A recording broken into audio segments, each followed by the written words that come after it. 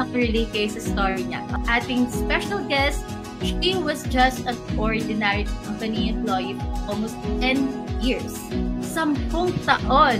And was a former contractual government worker. So, okay. So, she earned her college degree in her 30s while raising her child, as a single mom. A super introvert who was completely lost, she searched for a way to start over.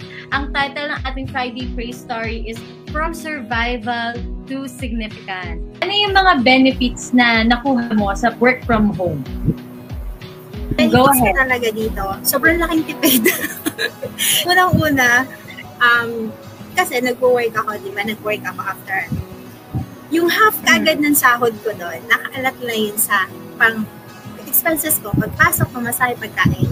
Sobrang tinitipid ko siya. Pinagkakasya ko pang bili ng pangangailangan ng anak ko, pambigay ng konti sa bahay. Sobrang konti lang talaga yung nabibigay ko. Kasi magkano lang naman yung ano ko doon. Kasi contractual lang ako, di ba? And may peace of mind ka. Kasi wala kang iniisip na mga nakapaligid sa yung katrabaho mo. Ano na sa tingin mo yung success para sa'yo? Sa akin, unang-una talaga, yung na-redeem ko yung sarili ko. Wow. Kasi lost talaga ako before ko malaman itong anak ako. Yan yung success number 1 talaga sa akin. Is yung nakikita ko yung sarili ko ulit. Nag-grow, nabibuild yung confidence ko.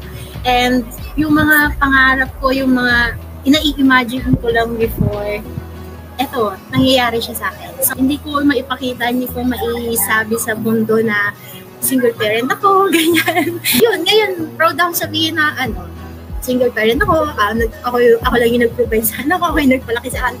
Mga ganong bagay. So, maraming saya lang na, yun yung success talaga sa akin, sa journey ko. So, bonus na yung mga financial, yung mga client, yung community, sobrang thankful. Walang ibang responsible sa buhay natin, kundi tayo lang. Struggle man tayo, pero at least alam natin na maalis tayo doon sa pagiging mahirap. Kasi kasalanan daw mamatay ng mahirap. Mga gustong sumubok dun sa online bookkeeping, guys, may free community yung TBSA. Join kayo doon. Marami kayong kwento maririnig. Marami kayong makakausap doon. May community na rin doon na tutulong sa inyo, gaguide sa inyo kung wala kayong pang-invest pa.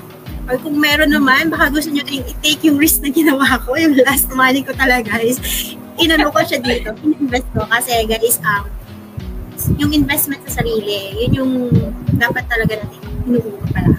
Yun yung bago natin ubusin kung saan yung mga pinaghirapan natin. Dapat sarili muna yan natin i-invest natin.